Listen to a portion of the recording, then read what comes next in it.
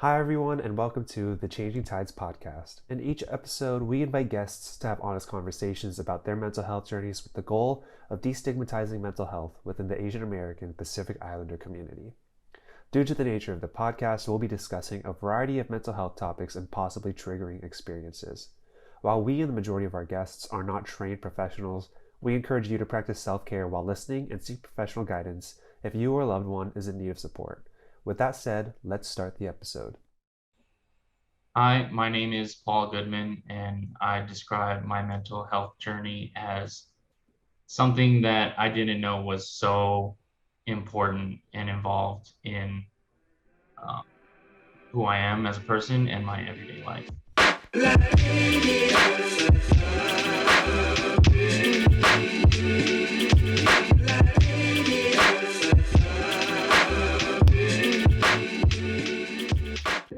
Hello, everyone, and welcome to this episode of the Changing Tides podcast. I am Matthew Yonemura. I am your host. I said it at the end of this interview, but I have to be completely honest, and I'm sorry if any of the previous guests listen to this episode and get offended, but this was my favorite interview for the Changing Tides podcast so far. This guest has just such an amazing story, and I was able to nerd out about movies with him, and it was just so enlightening to hear. Once we wrapped, I'm sorry to share this. Paul is our guest. You see it in the title. I'm sorry to share this, but Paul did say that he apologized for not talking about mental health enough, and I just want to tell the audience and him that he talks about it plenty. I think what all of us are kind of realizing and learning as time goes on that we mental health is so integrated into everything, kind of, it's so integrated into our lives and our experiences that we talk about it in passing without even kind of realizing it, whether it be discussing trauma, whether it be discussing happiness, pain, whatever it is. Mental health is kind of incorporated into so much that we talk about and what we deal with in our lives. So I already revealed it, but I'm really, really, really excited for you to hear my interview that I did with Paul Goodman. So, Paul, thank you so much for coming onto the podcast. I've come across you on social media for numerous different reasons, and you're just an amazing human that I want to hear more about. So, I want to start with this mental health journey that you described. And how is it more involved than you thought, and how did you come across that realization? I think I've never. I mean, it's hard to say, right? We learn so much about our mental health every day, especially as we're getting older. And I think the climate today, like examples like your podcast, it's so inviting to talk about mental health, and it's not you know, a tough guy thing or like, the stigmas that come along just speaking from a male perspective. But um, I'm learning about my mental health all the time. And I'm learning through the education of my peers and my family and friends. And, we're all coming into our mental health. And I feel like my mental health journey is tied deeply into, I mean, it's tied into a lot of things, but a lot of it has to do with trauma, PTSD, um, and anxiety and things like that. But yet, learning what I'm experiencing and why I'm experiencing it is something that is happening day to day. Definitely. And I think as we learn, like some of us, like we experience what mental health is without even knowing that it's called mental health or what it all involves. So, can you try to pinpoint when you would say your journey of what you now know as mental health began? I think in college, in my early 20s, um,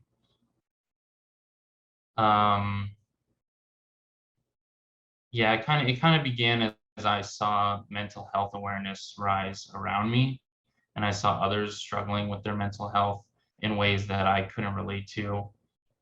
And it took an education on my own to realize why that it's important that they're handling their mental health. I wasn't educated enough to realize that these problems deserved as much attention as any other problems. And I think just as a young person, and this is before I got cancer or anything, I was like tough it out kind of attitude, put your head down and just work through it. And not that it wasn't healthy for me, but it definitely impeded the growth in certain areas of my mental health. And in early college, I remember seeing mental health problems in my life, and I started to become more aware, I think, at that point. And so that, that's kind of the beginning point. And there's all this in between that we'll talk about. But kind of skipping to now, how would you say that your understanding of mental health has changed from your early 20s to your point in life now? So drastically, so drastically. And for so much the better. And I'm so thankful for how much more educated I am and how educated I am that I know how ignorant I am in a way, Mm, like the ignorance of what I know about mental health is I can see a horizon that has no end of just what that really means to understand mental health. I just have a huge respect for it. And personally, I've grown a ton and had to go through a ton since early college to now. I've been thrown in the gauntlet of mental health journey as far as my life goes. and you mentioned it already, cancer and, this gauntlet that you have gone through. So that's how I personally came across your story outside of Changing Tides, outside of work with LTSC. It was when everyone was doing this push for Be the Match. But can you kind of walk me through the first diagnosis of cancer and your emotions that came up around this time? Mhm. I was 25, and it was like a couple months before my 25th birthday. I started feeling kind of weird, but not enough where I was like, something's wrong. But it kind of felt like I was fatigued and a little lightheaded, and it wasn't getting better. I thought maybe I have like a really long cold or something. And then it's like maybe I have mono. I don't know. Hmm. Like I was just, but I kept living my life and just going on because it wouldn't really be noticeable most of the time. But um, just in denial that anything was really wrong. Getting closer to my birthday when I got diagnosed like on my birthday, but Mm, it was my birthday that I was doing some I was exercising because I was so frustrated with my fatigue and everything. I was having trouble walking up the stairs. And this is wow. just a young person who's never had any real physical uh, problems, just thinking that they're invincible, nothing that wrong could be happening. But I went blind one day, and Wow. it was blood vessels in my eyeballs. They started rupturing, and they would cover my retina. And so, yeah, I went to the hospital and didn't leave for 40 days. I was just doing, they diagnosed me that day with leukemia, and I started immediately on blood transfusions and chemotherapy. And it was just like one day I was working out, and the next day I was terminally ill and face to face with mortality. I still didn't believe it. I was just in denial about the whole idea of dying. Like it was so real. Like I remember one of my first thoughts was just, and this is where the mental health starts to collapse, right? It's like the first thought I had when they told me I had cancer was, I'm going to get really sick and then I'm going to die. And just kind of repeated that for a long time because I think I didn't believe it, but I knew it to be true logically. Hmm. So, oh, sorry, go ahead. Oh no, that was it. I Oh, mean, okay. luckily, never nothing like that happened. Right, right. Yeah. And so much of that battle is the mental health side because I think you hear these amazing stories of how positivity can keep someone going, or it can that like that plays a role in this. Mhm. So how did you, even in those times when you felt like there was no positive or happy ending, how did you stay positive when you needed to be in these difficult times?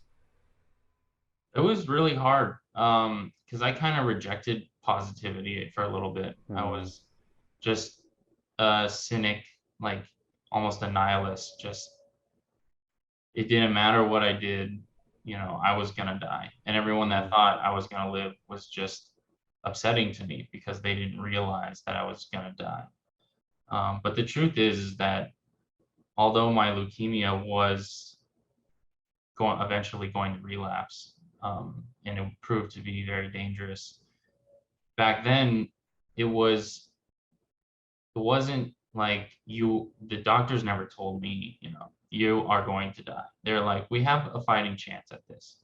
So it always was that there was a path to recovery. Um, but it was hard. It was definitely a hard path. So you mentioned the relapse. Hmm. So how, when that second diagnosis, that second fight, how did you handle, how was that different than the first time around? The second time was so much worse. It was worse in so many ways because I had fought cancer for 4 years. I did chemotherapy for 3 years, and then had 1 year where I was cancer free. And that 1 year I was cancer free was the first year of the pandemic. So it felt like I had never really caught a break. I was always Right. quarantining, always careful. Um, but the second diagnosis was one of the worst experiences of my life. It was, you think you survived, you think you lived through something that you should have died from.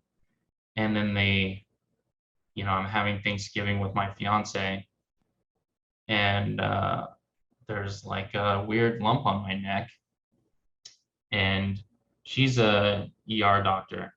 And I showed her, and her reaction was troubling. And I knew it was bad because it's just a lump. It's so benign, but benign in the sense of my life is not. So, it was cancer. And my doctor told me a couple days later it was cancer after we did tests.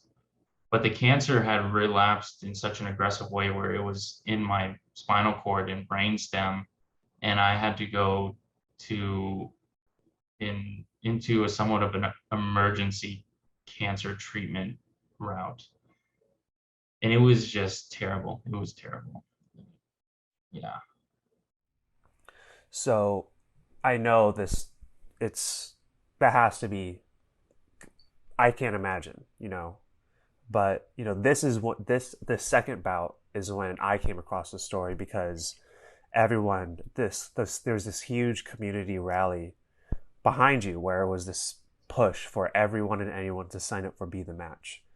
What is Be the Match, and what feelings came up when you would see this community effort come together? It was, I was in the hospital. This was right before there were vaccines released was when I relapsed. So I'm in the hospital and I'm completely alone. They won't allow any visitors. So I'm doing intense chemotherapy. I'm doing surgeries. I'm doing, everything alone, eventually radiation and a bone marrow transplant. But during that time, on the outside of the hospital, there's an entire community, an entire like driving force working for me. It was I couldn't understand it really because I was so depressed, not just from like my mental health, but like the drugs literally depressing me. I couldn't Right. understand what I was seeing on my phone. I didn't understand most of the messages that were coming in. I knew that one of my closest friends had made a website, Gambate Paul, that was used to organize these blood drives or these bone marrow match drives and to organize people out to these locations. But I didn't quite understand what was actually happening. What was actually happening was one of the most, like, to this day, just to think about it just gives me chills, because it was everyone in my life and everyone in their life that knew that could help or could do something was going to get cheek swabs for me, you know. And I didn't realize that my entire world was trying to get me to live. And only until, even today when we're releasing No No Girl, in the recovery of all that, I made this movie, and in these screenings, I'm getting people coming up saying, I was at your bone marrow drive, and I'm so happy to see you at this film. And it just blows my mind. It blows my mind that not just people care, but like it blows my mind that so many people did so much for my life. I think a lot of credit goes to, of course, the organizers of this, but I just want to say, like, I did signed up for Be the Match. I did the cheek swab, and people need to know Hmm. how easy it is to have your bone marrow tested. It's free. It's like through Be the Match. It's free. It's so simple for other people to be able to help in some way. And even if it wasn't a match for you, I could be a match for someone else. Yeah. So I think that's one of the amazing things about my awareness of this campaign was that now I know how easy it is for people to sign up for that. I'm probably going to put the link to them in the description, of course, with your links, because there's so much more to talk about here.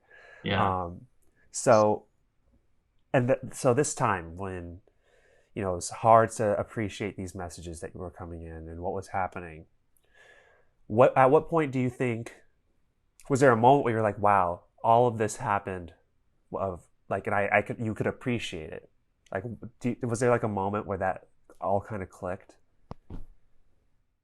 I don't know. I don't think there was a single moment. Like I said, it was really hard to understand what was happening. Like, while all that was happening, the months and months of bone marrow drives across the country, like in Hawaii and Texas and Oregon, and I did not understand. Yeah, I was suffering every day. It was extremely painful. So I didn't quite get it. I never really had a moment where it all clicked. I think just as I got out of the hospital and was at home and could see the support. I mean, I could see the support the whole time, but it took months to realize just how important it was for the people around me.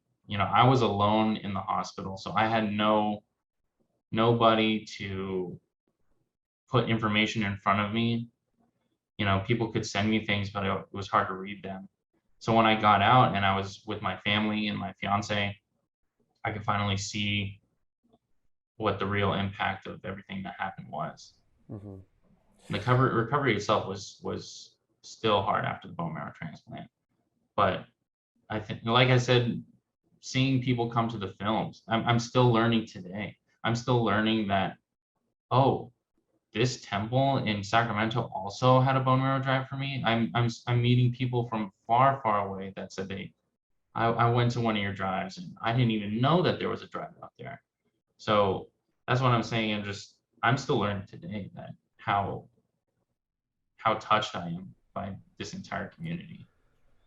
Yeah, I mean, I think that's something I could relate to, not on the same scale, but I could relate to when you're in that mode of, no end in sight. It feels like this pain of for you physically, but I could relate on the mental health side. It's hard to even understand how much your loved ones are putting in effort and caring for you Hmm. when you feel that way, because it's just like it's hard to engage with anything other than feeling numb or horrible inside. So I like for me it took like maybe even a year later to really fully appreciate that. So I think for like honestly, it's pretty unbelievable that you were able to appreciate all that so early, and especially with the fight that you've made. Um, but with that in mind, with this, what I read about this second time in the hospital, and what really inspires me as a human and as someone, I'm also a fellow filmmaker, is the time that you spent, how you spent your time in the hospital. So, can you share the importance of creativity as an outlet during your difficult times in life? Yeah. Um, yeah. I it's hard to articulate, everything that happened in the hospital was so traumatic. You know, I thought I was the second time around, I was even more sure I was going to die. And the doctors even told me this is not good. You know, they told me they used words in vernacular that they did not use on the first time. And in fact, there was a sense of true urgency and danger. And I just didn't know what to do. I think it was just survival. Creativity was survival. It was me doing something. And the thing I knew what to do and knew how to do was to write films and create these stories. So I would do that in my hospital room. I think looking back, and this is something I've been feeling more lately, is that it was like a small gesture I could do to myself to prove that I had hope for the future. Because if I wrote these films, I was going to shoot these films. And if I was going to shoot these films, that means I would have a crew and I would have a cast and there would be dates and there would be times and we'd have a schedule and there would be blocked out shooting days and editing and release and interviews on podcasts and, like there was a future. And to write those scripts during that time was not only an exercise in escaping where I was, but to make a subconscious plan for my survival, you know. Yeah, yeah. So I think something that really is interesting to me is the idea of, you know, some people might want to take this experience and then write about it while you're experiencing it because it's all that's around you at that time, especially when you're in there alone. But how are you able to take your creativity and kind of transport yourself into these other worlds and other stories? Like what inspired you during these times? More so in my first film did I use my writing as true escapism. And you can see that in the subject matter of my first film. It's two characters. It's called Evergreen. These two characters take a road trip from Los Angeles all the way to Canada. And there's no it's just it's like a love story and escapism fanfare. And I wrote that while I was in the hospital for 2 years, with tubes and everything.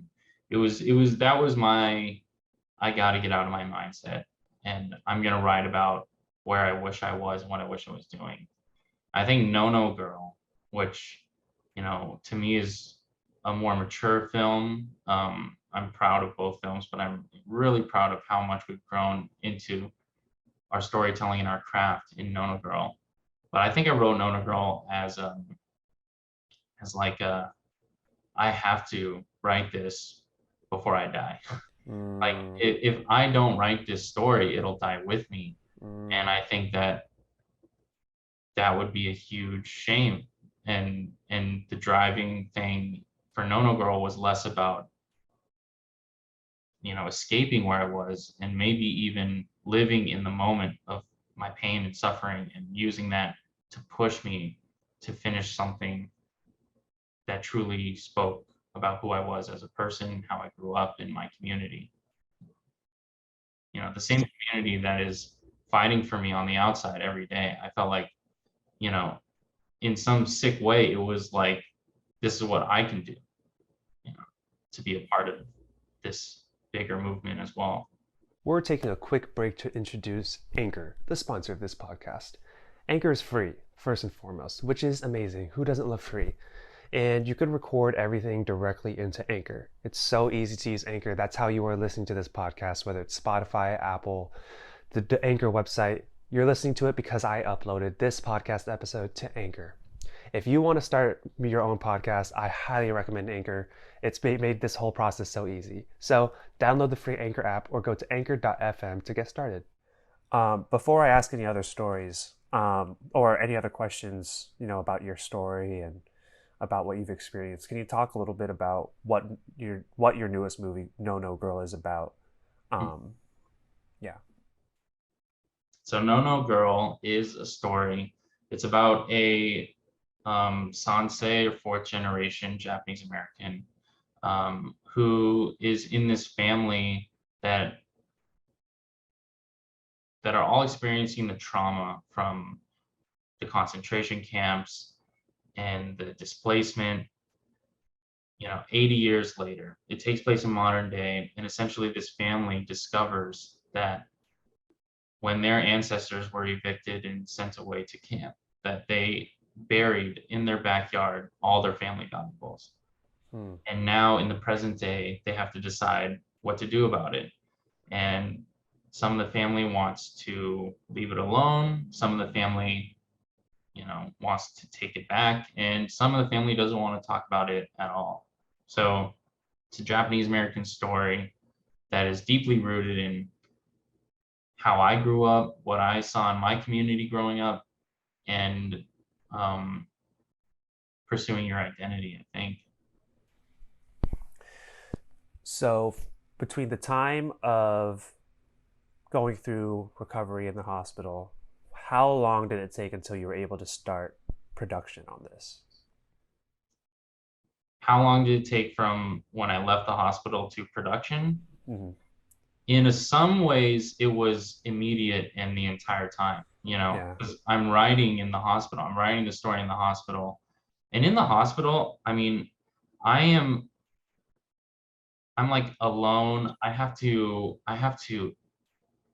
ask the nurses and the doctors if I can get a special permission so that I can bring in a laptop or a keyboard or something that I can keep writing on because I'm on my phone Mm. and it's impossible on your phone. I'm just trying to write down ideas. It's like on notes. It makes me, it was like between the chemo and seeing this notepad, I was getting more and more sick.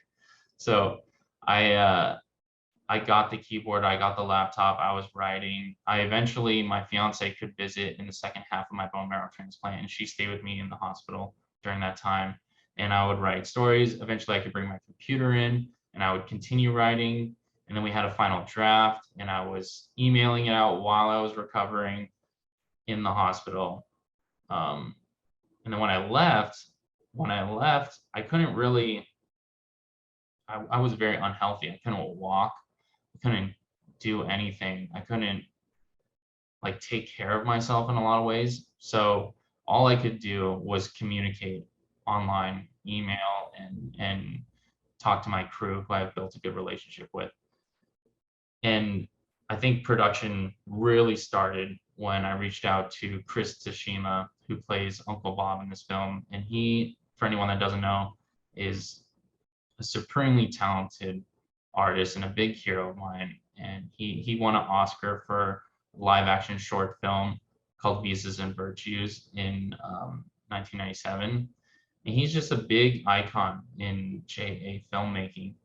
And I reached out to him. I just sent him an email, told him about my story, told him what I needed to do to bring No No Girl to life.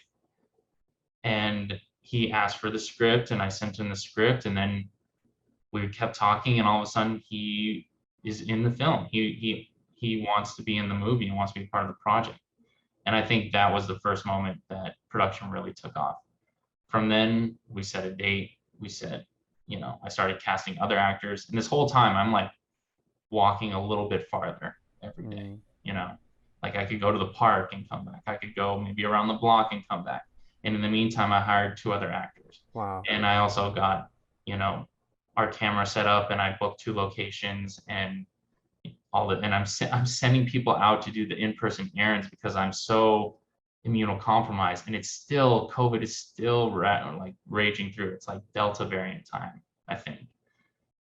So it was a mess, but Yeah. it was something that I really, really wanted to do. You know, I was when you were talking about writing it on your phone, I was imagining you like trying to create the screenwriting format in the Notes app, Oh like my just God. hitting spacebar, spacebar, spacebar to do dialogue, and then Yeah. like trying to. I was like, that's next level if that's what you're doing. But I'm so glad you're able to get your laptop, either use your cell text, your Final Draft, whatever you Yeah. use. Hmm. I was like, oh my gosh, I'm trying to picture that. It's impossible. Um, so I want to walk through a little bit on the production side because you were talking a little bit about some of the steps to get there, but the shooting schedule can be very rigorous. Could you quickly tell me what was like the full like filming time? Hmm. Like how long was that? We had one principal shooting block that was 22 days Mm-hmm. long, and that was from beginning of November to kind of early December. Okay. And it was 22 work days with breaks in between. And then we had 1 week of pickup shots in June of the next year. So that's rigorous. Like it's a rigorous schedule Yeah. and it's not easy. It could be stressful. So when it comes to the production side, how did you feel? Like, was it a relief to be out there doing this again, or was there some stress to this for you, or Oh was there a man, balance? it was so scary. Are you Yeah. kidding me? It was so scary. Like, not only was, Chris Tashima's on set, and there's a whole ensemble family. I've never directed anyone that was, you know, a different generation than me. Mm. I think like there was so many intimidating barriers, but I felt like I had some swagger and confidence in myself because we had come this far. I had beat cancer twice, and I think it's gonna be hard for something to be harder than that. I think when I walk on a set and everyone's looking at me to decide what to do next, and the people looking at me are so talented and have so much like like film history behind them. I just kind of lean into that. I pushed, and this is all happening because I was able to have not only surround myself with so many talented people, but just to drive out from cancer into filmmaking. I felt confident about it, but So it was scary. yeah, I'm I, like, yeah, yeah. half the crew had been with me through Evergreen, which was another film I made through cancer. So I had made two films now, or I was on my second film during cancer. And I don't know, at that point, I just didn't really feel like I felt like anything was possible. If I can make this film through another cancer, then no small obstacle or no small failure on set or during production is going to stop anything. That's unbelievable. I'm just trying to picture like right out of the hospital getting onto set, and You that's should not see easy. the behind the scenes photos is like my hair is different. The chemotherapy, I was like bald and it messes with you. So I had like curly hair. And I was just I was just different. And I was weak too, but like I said, I already made a film through cancer with a bunch of the crew members. And they were really great. They're some of my best friends too. So they look out for me, Mm. support me. There was never a moment where someone wasn't pushing water into my hand or throwing a stool or chair under my butt. So like I did a lot, but I had a lot around me.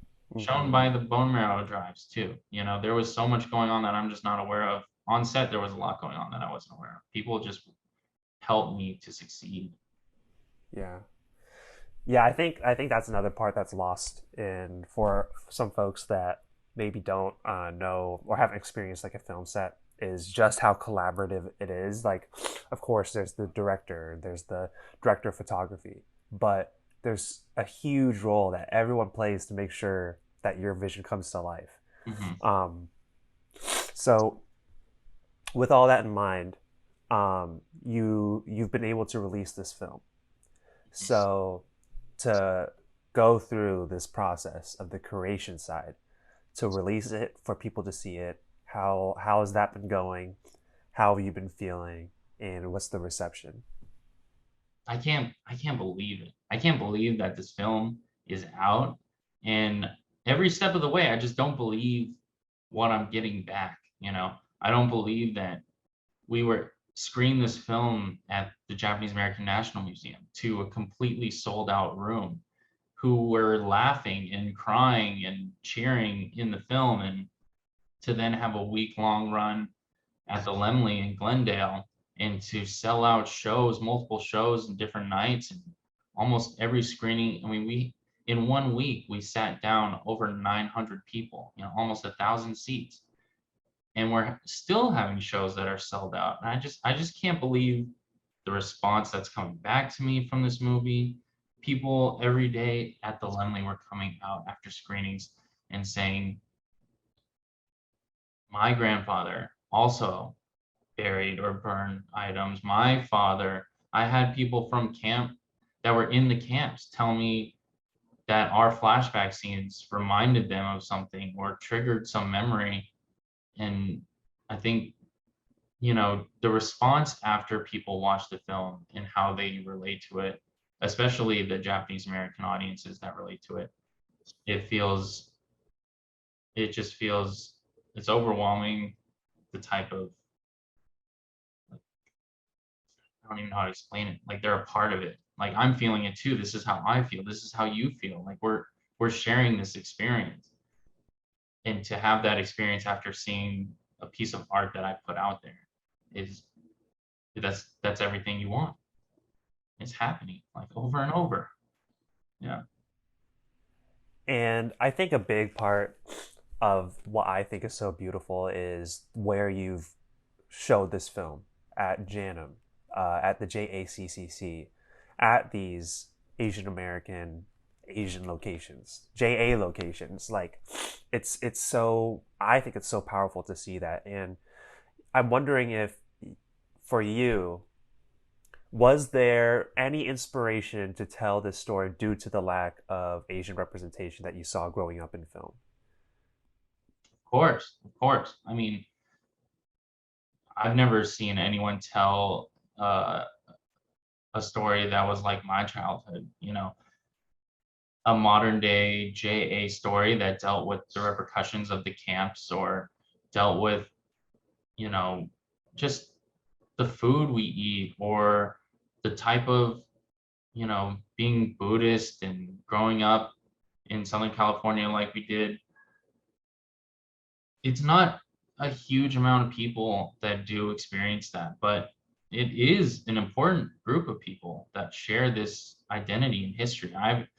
You know, I've seen Asian representation in film. Sure, not a lot, obviously, but I don't think I've ever seen a JA representation quite like this. And especially because the story was so, it's just, it's, it comes from real life. Things buried, things lost, discovering them, fighting for them. That's not, I didn't just like just pulled out from my brain, you know, that's from my community. That's from people I know, multiple people I know. And there's more stories like that, more stranger than fiction. I mean, when you do something so crazy to a group of people, so unheard of and wrong, you're going to get people who stand up in the opposite direction and fight with greatness and become great and look upon as heroes. Like, we all stand, all Japanese Americans stand in the shadow of huge heroes from that time.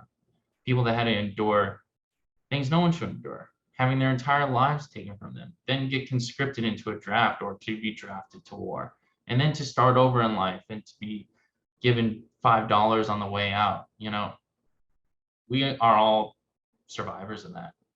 It still affects us today. Right.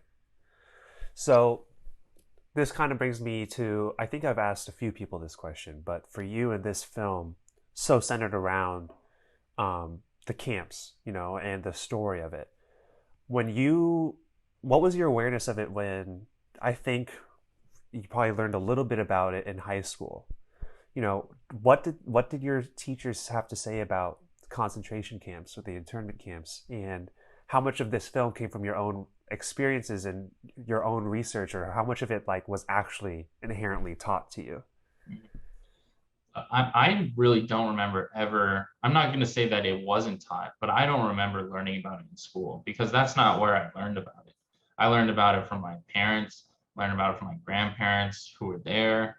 I learned about it from my friends' grandparents and my JA community in Orange County Buddhist Church and Obon and Hanamatsuri and everything we did as a community. That's where I learned about it. Um, there's no memory about learning about it in school. I think that just speaks for itself. Whether it was taught or not, it was so insignificant that I don't hold it as a teaching to me. But I do remember I went to school with a few Japanese American kids, and I was actually close to two of them, and all of our grandparents were in the camp, Mm-hmm. and we would talk about it sometimes, but no one at school really understood what that meant. Right. Yeah, I just asked because I have such a vivid memory of how disappointed I was in the way they kind of, I would say brushed over it, the JA side of World War II, to the point where, me and the only other JA in my class, we made a weekend, on the weekend we made a trip out to the museum to actually hear a little bit more about what actually happened to our community. So I commend you for creating this, and hopefully films like yours are like distributed to the point where folks actually have to learn about this part of World War II, which was, It's a nasty part of American history because we keep saying the Japanese American concentration camps, but like we know, they were Americans yeah. and they were some of the bravest Americans and the most loyal Americans. The men went off to war to fight in the 442nd, and they became the most decorated military unit in American history. And they weren't the most decorated military unit because they were all just jumping in front of bullets or whatever. And, the Purple Heart Battalion isn't because they were all so gung ho. It's because they put those people in the most dangerous positions. They valued their lives the least, and they got beat up for it. Mm-hmm. And I think that, like, yeah, it's a nasty history that's hard to talk about Mm-hmm. because of the guilt, because of how wrong it was. Yeah. So I'm just so happy that this film is out there and people are loving it, and we're gonna hopefully, if are there ways for people to watch it, or screenings that aren't sold out yet? I know they're going. I cannot believe that people still want to see this movie. I put this movie out and I'm like, I, I think it's good. And everyone that's seen it is like, Paul, it's good. But I just can't believe the level of support that we're seeing. We have such a talented cast, such a talented crew, and it really shows. I mean, we have October 9th at Orange County Buddhist Church, but that sold out in like 4 days. And then we set up another date on October 23rd at OCBC, and it's the movie and bento, and it's gonna be a great time. But that's almost sold out. I think by the time you put this podcast out, it might be irrelevant even talking about it. And beyond that, I don't know because we're really at the very beginning of this film's career. This film is just fresh out of the oven. Like we were screening, I'm still making edits, because Wow. yeah, the ultimate goal is to show at a strong film festival Right. and to eventually find distribution, whether that's in person or streaming or what have you. But we're still a solid year away from a definitive plan for this film. Over the next 8 months, we're going to be doing film festivals and we're going to be touring across the country. I mean, just based off of our last feature film, I feel pretty confident that this one will see festivals across the United States. And I'm just really excited to see what comes. The support that we've gotten here, if it says anything, it just says we should go with all of our might. Yeah. I mean, it's literally like the debut of the next Avengers movie. Like it's Yeah, it's okay. pretty. I mean, it's been continuous. I mean, it's Yeah. unbelievable, and I you mean, know, our ensemble cast is Avengers level worthy for sure. I mean, I'm so sorry that I can't say I've seen it. I'm going to. I Oh, promise. it's If I could hard to get it, watch it. I don't know how you can watch it. I mean, that's what I'm saying. We gotta let's get this to all the streamers. Let's get it in the AMC's. Let's Yeah. yeah. But I'm so excited to see it when I finally get a non sold out show. So If um, for anyone that is looking for information about it, they can find us on Instagram at No No Girl Movie, or they could go online and just look at our website, which is 8 East Productions. But if you just Google No No Girl, you'll find the information you need to find. And yeah, we'll have one-off screenings for the next, however long people want to host us for. But we want to do some in the Bay Area and up the West Coast. We're going to try and do one in Portland. So, if you have connections or you want to host us for a screening, we'll bring the movie to you. we're gonna spread that message with this, and Yeah. I'm really excited for you. Excited to see it. Um, but we'll be sure to tag all of that in the description of this episode, of course. Mhm. But I have some quick little fun questions to ask you. But before then, is there anything else you would like to say before I get to those?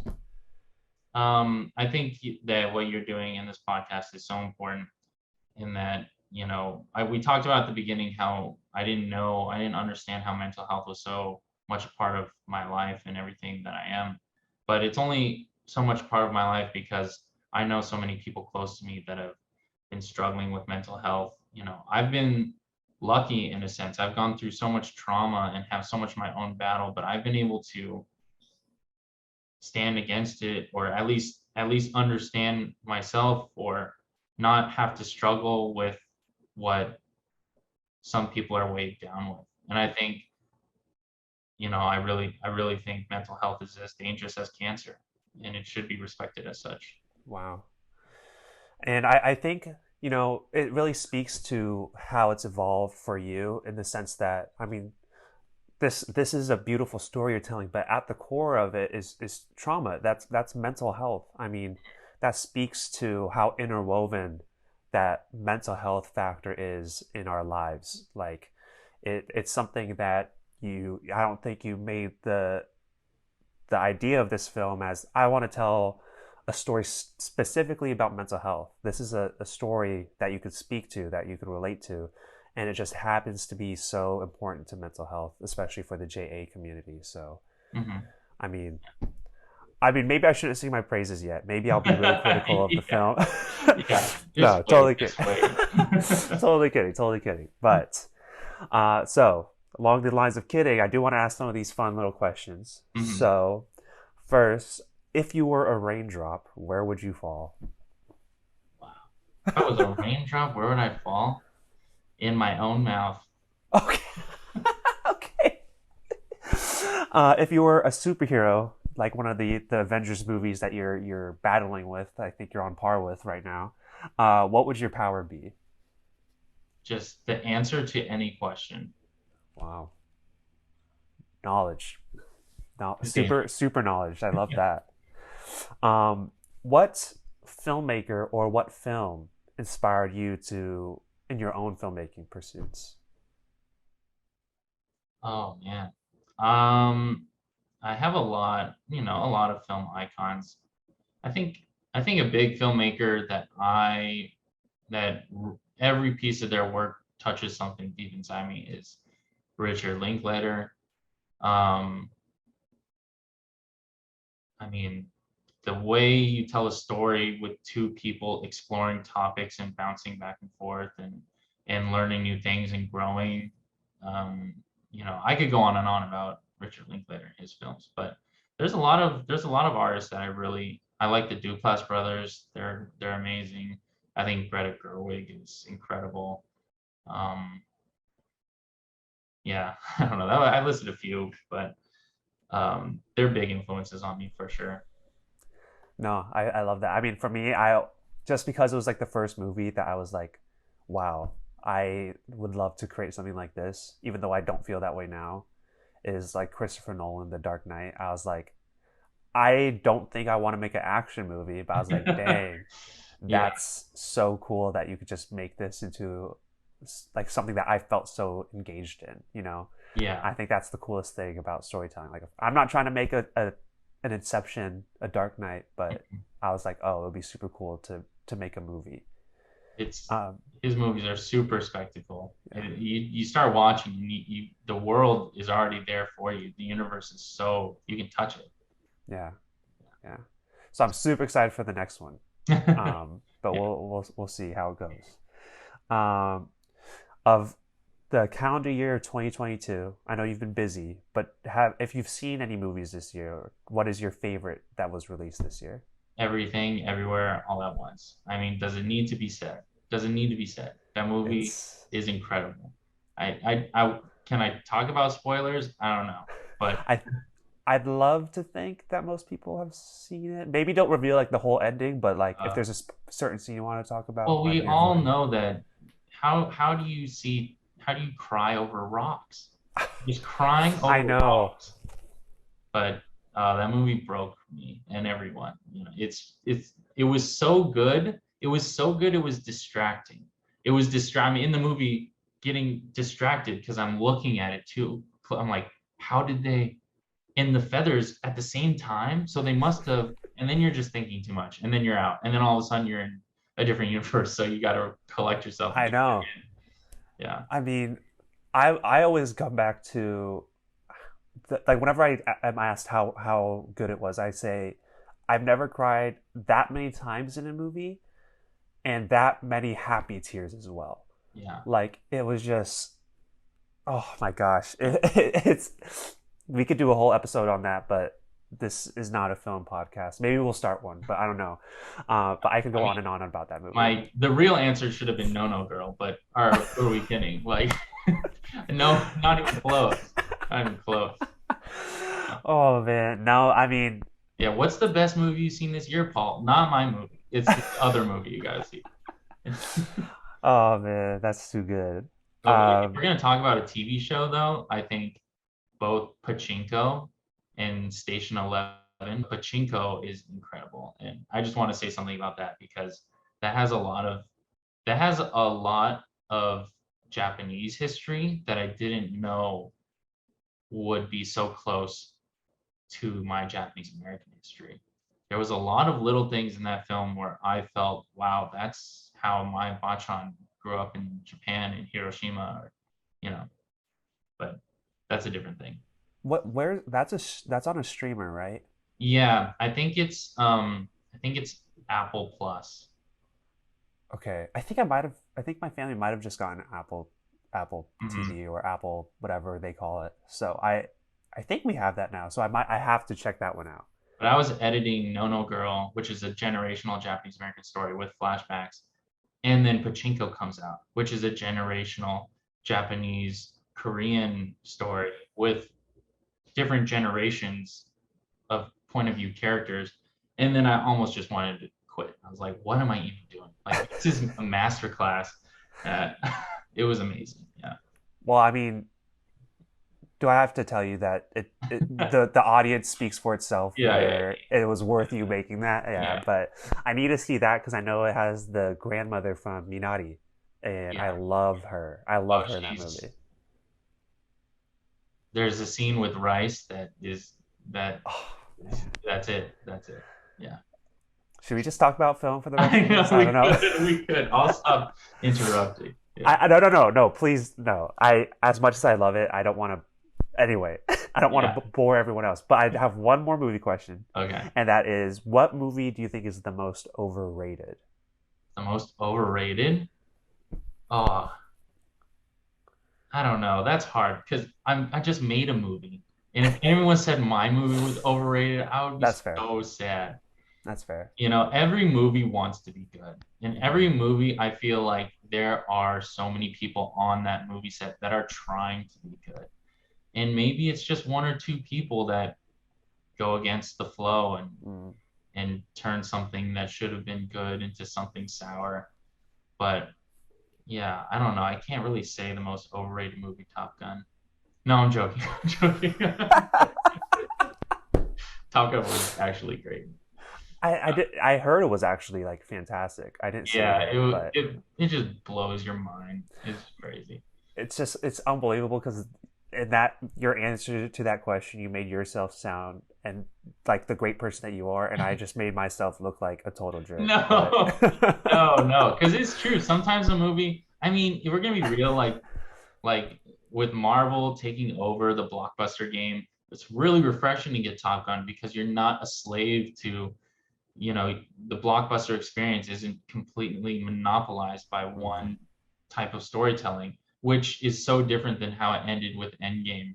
mm-hmm. So Top Gun, I was really glad to see that movie Hmm. because it allowed me a choice in the blockbuster genre.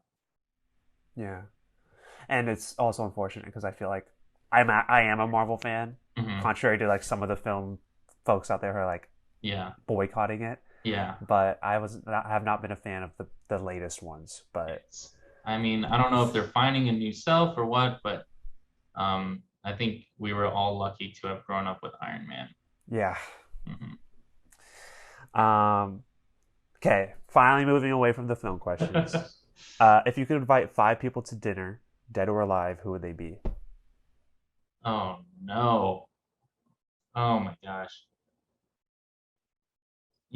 My grandfather was someone that was alive when I was a young kid, but by the time I could form memories and create, original thoughts or anything autonomous, he had Parkinson's.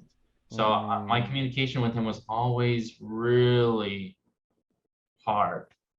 And he was an incredible man. He was in the rower camps. He fought in the 442nd. He was an engineer at NASA. He worked on the Apollo 11 spacecraft. I mean, he. How can you be more American or have as much pride as this man? And I knew him, but I never really got to talk to him. I would be really interested to have a chance to just hear about his life and his experiences from him instead of my parents or my aunts and uncles. Um, yeah, I don't know. I think if I invited four more people, it would just dilute that conversation. I think that's perfect then. Let's just go with that. Yeah. To round it out with last question, what would the title of your autobiography be? Um, I don't know. You know, it's like ominous to think about something like that because it could be Paul Goodman, What a Long Life, or Paul Goodman Mm, got cancer 3 times and made mm, a couple films. I still live with mortality every day. I'll get a little cold or I'll feel a lump on my neck again. I'll go into an extreme panic, mm. and the PTSD and everything will just come crushing back in. And to have an autobiography, I would just like to have some chapters. I would like to fill out a book, as much as anyone does wants to make something of their life. I feel like my time might be more limited than others. If you Mm-hmm. have two cancers, uh, odds are you're probably going to get another one someday. And Mm. I just want to make as many strong films as I can and grow as much as I can and be happy and live a good life and enjoy my time with my soon-to-be wife and my friends and I want to have balance and I don't want to be super career-oriented movie-driven person. If I could just make a feature film I liked with the infrastructure of like a small studio who gave me some freedom, then that would be a really happy career and I'd be really proud of that. And my autobiography would or my biography would just be like Paul Goodman did it pretty good. Got out when he wanted. Yeah. Yeah. I I want to I'm I want to be confident for you that this is your last bout with cancer. And the one that I was thinking of, because I asked this question for most of these interviews was the last line of one of your Instagram captions, which was "too much to live for." And I want this to be your last battle against cancer, and I would love for that to be the autobiography title, Too much because to live for. too much to live for. I think you got. I want to see the next films that you put out, and everything you have in store for the world. So Paul, thank you so much for the time. Thank you for creating No No Girl. Thank you for one of my favorite interviews, to be honest. I feel bad for the other guests, but I love talking to you. Wow. So thank you so much, and everyone go see No No Girl when you can, if you can. Yeah, if you can. Yeah, October 23rd, but we'll see by the time this comes out. Anyway, yeah, thanks, Matthew. This has been an amazing experience. Great. Thank you again to Paul for joining me on the podcast to discuss his newest film, No No Girl, his experiences with cancer and the resilience that he's gone through, and just everything to get him to this point now. If you want to hear more about his film and more about him, the information is in the episode description. But if you enjoy this episode and you would like to support us, you can subscribe to our show for our episodes that release every other Tuesday, and give us a rating or review on your favorite podcast platform. If you would like to support our show and help us grow, you can do so with a donation to the link at the bottom of the episode description. To hear more about Changing Tides, follow us on Instagram at LTSC_Changing Tides, or check out our website, thechangingtides.org. Let's continue to change the tide on mental health.